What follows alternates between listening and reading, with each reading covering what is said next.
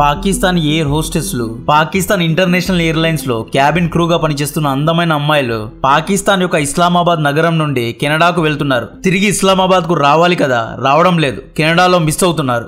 Pakistani media ఏమంటోంది, ఇది కూడా రా చేసిన కుట్ర అంటోంది. ఇది రా చేసిన కుట్ర కాదండి. ప్రతి ఒక్క బిల్ను రా పేరు మీద కట్ చేయడం పాక్ మీడియాకు అలవాటైపోయింది. ఎయిర్ హోస్టెస్ మిస్సింగ్ ఇష్యూ అనేది చాలా డిఫరెంట్. ఏ దేశానికి ఇలాంటి పరిస్థితి రాకూడదు. మొన్న యూకే పార్లమెంట్ బిల్డింగ్ లో కాశ్మీర్ విషయంలో పాకిస్తాన్ పరువు తీసిన మన కాశ్మీరీ అమ్మాయి యానా మీర్ పెట్టిన ఈ ట్వీట్ ఒకసారి చూడండి. Pakistan air hostess land in Canada, leave thanks notes in their hotel room and vanish. Apparently they don't want to go back to working in caste trapped PIA or living in disintegrating Pakistani society. More than 7 so far. Pakistan air hostess missing issue గురించి డీటెయిల్గా చెప్తా. పాక్ అమ్మాయిలు ఎందుకు miss అవుతున్నారు, కెనడాలోనే miss అవడానికి కారణాలేంటి, ఇంతవరకు ఎంతమంది అమ్మాయిలు ఇలా మిస్ అయ్యారు, పాకిస్తాన్ అధికారులు ఎందుకని కెనడా పైన బ్లేమ్ చేస్తున్నారు, కెనడాకు ఇల్లీగల్గా మైగ్రేట్ అవ్వడానికి donkey roots, Mexico border crossing వంటి ప్రాణాలు తీసే మార్గాలు అవలంబించకుండా దర్జాగా ఫ్లైట్ ద్వారా ఇల్లీగల్గా ఒక దేశంలో చొరబడవచ్చు అని ఈ పాకిస్తానీ అమ్మాయిలు రుజువు చేసిన విచిత్రమైన రియల్ స్టోరీ ఇది. ఈ ఎయిర్ హోస్టెస్ అమ్మాయిలు పాకిస్తానీ ప్రభుత్వాన్ని చిన్న పిల్లాన్ని మోసం చేసినట్లు మోసం చేస్తున్నారు. ये हम भी नहीं कह रहे, ये किसी मुसाफिर के भी अल्फाज नहीं है जिसका खोया हुआ सामान शायद वापस मिल गया हो, बल्कि ये अल्फाज हैं PIA की एक एयर होस्टेस के. क्यों है के मुलाजमीन भी बाकमाल ही हैं. PIA की फरीहा मुख्तार नामी एयर होस्टेस कनाडा जाकर छू मंतर हो गई, फिर उसका सुराग भी ना मिल सका. मगर अब पता चला कि फरीहा मुख्तार साबिक एयर होस्टेस मायरा के पास ग्लिंटन में मौजूद हैं, जो वहाँ होटल रिसेप्शनिस्ट की ड्यूटी कर रही हैं. లాస్ట్ సోమవారం రోజు అంటే ఫిబ్రవరి 26వ రోజు పాకిస్తాన్ ఇంటర్నేషనల్ ఎయిర్లైన్స్ అనబడే పాకిస్తాన్ ఫ్లైట్ ఇస్లామాబాద్ నుండి కెనడాకు వెళ్ళింది. ఈ ఫ్లైట్లో మరియం రజా అనబడే అమ్మాయి one of the air hostess గా పనిచేస్తుంది. సో ఫ్లైట్ కెనడాలో దిగింది. మరుసటి రోజు ఇదే ఫ్లైట్ కెనడా నుండి ఇస్లామాబాద్కు తిరుగు ప్రయాణం చేయాల్సి ఉంది. ఆ రోజు రాత్రి రెస్ట్ తీసుకొని మరుసటి రోజు తిరుగు ప్రయాణానికి ప్లాన్ చేశారు. మామూలుగా ఫ్లైట్లో ఉన్న క్యాబిన్ క్రూ అంటే ఎయిర్ హోస్టెస్, పైలట్స్ వంటి వారిని ఫ్లైట్లోనే పడుకోబెట్టరు. వీరికి హోటల్స్లో స్లీపింగ్ అరేంజ్మెంట్స్ను ఇస్తారు. మరియం మేడం కూడా ఆ రాత్రి హోటల్లో పడుకున్నారు. మరుసటి రోజు ఫ్లైట్ రెడీ అయింది. క్యాబిన్ క్రూ మెంబర్స్ అందరూ వచ్చారు. కానీ మరియం మేడం రాలేదు. వెయిట్ చేశారు, కాల్ చేశారు. మరియం మేడం నుండి ఎటువంటి రెస్పాన్స్ రాలేదు. మరియంకు ఏమైనా అయిపోయిందేమో అని భయపడి తోటి క్రూ మెంబర్స్ హోటల్కు వెళ్ళి తలుపు కొట్టారు. ఎవరూ తలుపు తీయలేదు. హోటల్ మేనేజ్మెంట్ను అడిగితే మరియం చెక్అవుట్ చేసి వెళ్ళిపోయింది అన్నారు. రూమ్ లోపలికి వెళ్ళి చూస్తే మరియం అక్కడ ఒక నోట్ రాసి ఆ నోట్లో థ్యాంక్ యూ PIA అని రాసి పెట్టి వెళ్ళిపోయింది. నోట్తో పాటు PIA ఎయిర్ హోస్టెస్ యూనిఫామ్ కూడా అక్కడే వదిలి మరియం మేడం మిస్ అయింది. యాక్చువల్లీ మరియం ప్లాన్డ్గా PIA ఫ్లైట్ ద్వారా కెనడా వర్కింగ్ వీసా లేకుండా, కెనడా లివింగ్ వీసా లేకుండా కెనడా చేరుకుంది. కెనడాలో మైగ్రేషన్ అధికారులను కలిసి తాను ఇల్లీగల్గా కెనడాకు వచ్చాను అని, తనకు అసైలం ఇవ్వండి అని రిక్వెస్ట్ పెట్టుకుంది. కెనడాలో ఇల్లీగల్ ఇమ్మిగ్రేషన్ పాలసీ చాలా లూజ్గా ఉంది కాబట్టి మరియంకు చాలా ఈజీగా అసైలం అంటే ఆశ్రయం దొరికింది అన్నమాట. ఇలా మాయమైంది మరియం ఒక్కటేనా అంటే కాదు.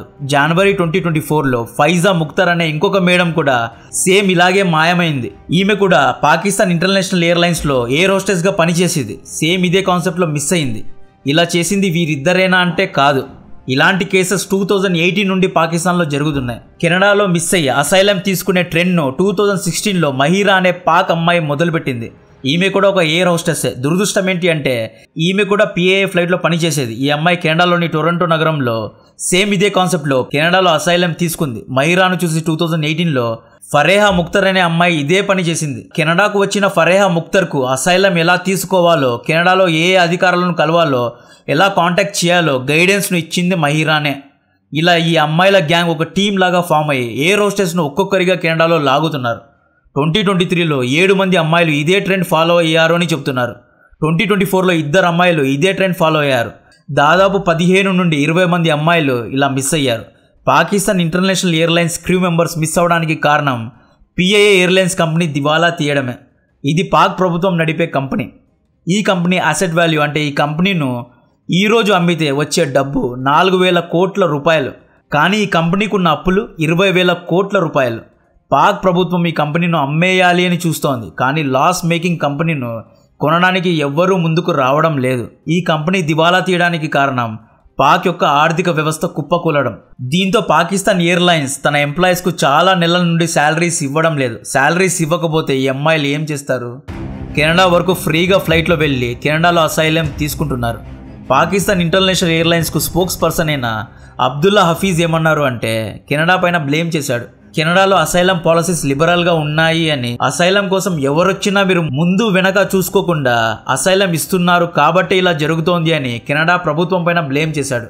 అబ్దుల్లా హఫీజ్ ఖాన్ తెలుసుకోవాల్సిన విషయం ఏంటి అంటే మీ దేశం యొక్క దరిద్రం, మీ కంపెనీ శాలరీస్ ఇవ్వకపోవడం కారణంగానే ఈ అమ్మాయిలు ఇలా మిస్ అవుతున్నారు. కెనడాను బ్లేమ్ చేసి ఉపయోగం లేదు. మిస్ అవుతున్నది 18 ఏళ్ళ అమ్మాయిలు లేదా 10 ఏళ్ళ అమ్మాయిలు కాదు, మెచ్యూర్డ్ అమ్మాయిలు, 30 నుండి 40 ఏళ్ళున్న వయసున్న ఎక్స్పీరియన్స్డ్ అమ్మాయిలు మిస్ అవుతున్నారు. కెనడా ఎందుకు అంత ఈజీగా ఎవరికి పడితే వాళ్ళకి అసైలం ఇస్తోంది అంటే ఎంట్రన్స్ ఎగ్జామ్స్ రాసి ఇంటర్వ్యూస్ ఇచ్చి లక్షల్లో డబ్బులు ఖర్చు పెట్టి మన తెలుగువారు భారతీయులు కెనడాకు వెళ్తే కెనడా ప్రభుత్వం మాత్రం ఇల్లీగల్గా వచ్చిన వాళ్ళకి ఎటువంటి ఎంక్వైరీ చేయకుండా ఎందుకు అసైలం ఇస్తోంది? ఈ పాలసీ అనేది కష్టపడి మెరిట్తో కెనడాకు వెళ్లే స్టూడెంట్స్ను డిస్క్రిమినేట్ చేసే విధంగా ఉంది. ఇలా అయితే ప్రతి ఒక్కరూ విజిటర్ వీసాతో కెనడాకు వెళ్ళి కెనడాలో మిస్ అయిపోయి అసైలం తీసుకోవచ్చు కదా.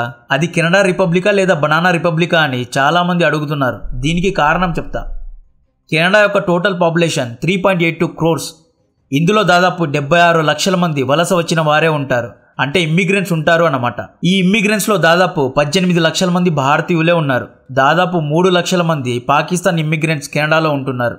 లాస్ట్ ఇయర్ కెనడా దాదాపు 5 లక్షల మంది ఇమ్మిగ్రెంట్స్కు ఆశ్రయం ఇచ్చింది. ఇది రికార్డ్. లాస్ట్ ఇయర్ ఇంత పెద్ద మొత్తంలో ఇమ్మిగ్రెంట్స్ను అలో చేసిన ఫస్ట్ కంట్రీ కెనడానే. ఎందుకు కెనడా ఇంతమందికి ఆశ్రయం ఇస్తోంది అంటే తెల్లోళ్ళు పిల్లల్ని పుట్టించడం లేదండి. కెనడాలో యువత యొక్క సంఖ్య తగ్గిపోతోంది. రఫ్గా ఒక ఎస్టిమేట్ ఇవ్వాలి అంటే ఇప్పుడు కెనడాలో కెనడియన్స్ 3 కోట్ల మంది ఉన్నారు, అంటే తెల్లోళ్ళు 3 కోట్ల మంది ఉన్నారు. ఇందులో దాదాపు 1,95,00,000 మంది యొక్క వయసు 65 ఏళ్ళు దాటిపోయింది. నేను రఫ్గా చెప్తున్నా, ఎగ్జాక్ట్ నంబర్స్ కాకుండా దాదాపుగా చెప్తున్నా. సో 65 ఇయర్స్ కంటే తక్కువ వయసున్న ప్రజలు దాదాపు 1 కోటి నుండి 1,05,00,000 మంది వరకు ఉన్నారు. ఇంకొక 20 ఏళ్లలో దాదాపు 68% కెనడియన్స్ 65 కంటే ఎక్కువ ఏళ్ళు దాటిపోతారు. ఇక్కడ 65 ఏళ్ళు దాటితే ముసలోళ్ళు అయిపోతారు, ఉద్యోగం చేయలేరు అని నేను చెప్పట్లేదు.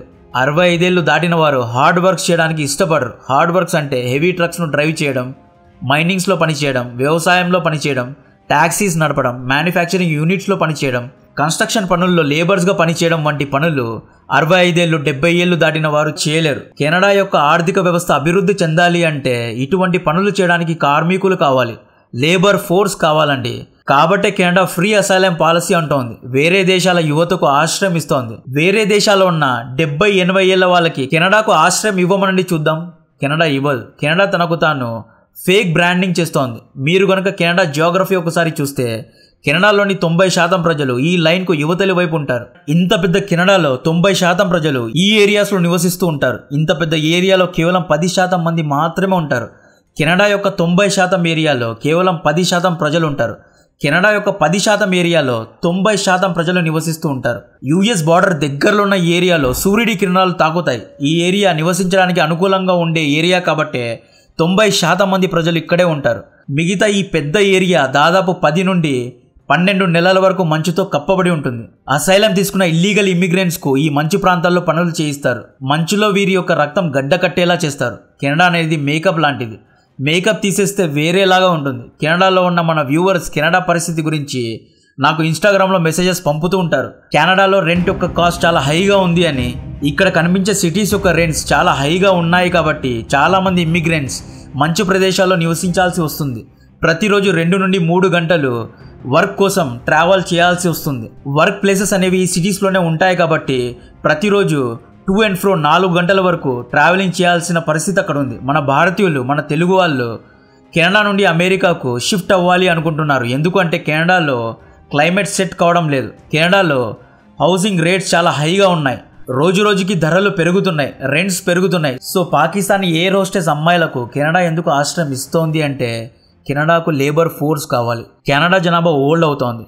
గుజరాత్, పంజాబ్, హర్యానా, ఉత్తరప్రదేశ్ రాష్ట్రాల నుండి ఇల్లీగల్గా మెక్సికో బార్డర్ ద్వారా మంచు ప్రదేశాల గుండా కెనడాకు వలస వెళ్తున్న ఇల్లీగల్ ఇమ్మిగ్రెంట్స్ అనేవారు ఈ ఎయిర్ హోస్టెస్ అమ్మాయిలను చూసి నేర్చుకోవాలి. ఈ ఎయిర్ హోస్టెస్ అమ్మాయిలు ఎంత ఈజీగా ఎటువంటి కష్టం లేకుండా కెనడాకు వెళ్ళి సెటిల్ అవుతున్నారు. ఇంత సింపుల్గా కెనడాలో అసైలం పొందవచ్చు అని చేసి చూపిస్తున్నారు.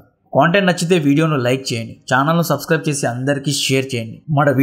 మన వీడియోస్ను చాలామంది చూస్తున్నారు, అందులో దాదాపు 51% మన ఛానల్ను సబ్స్క్రైబ్ చేయడం లేదండి. దయచేసి మన ఛానల్ను సబ్స్క్రైబ్ చేయండి.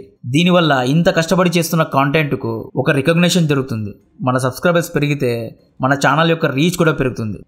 జై హింద్.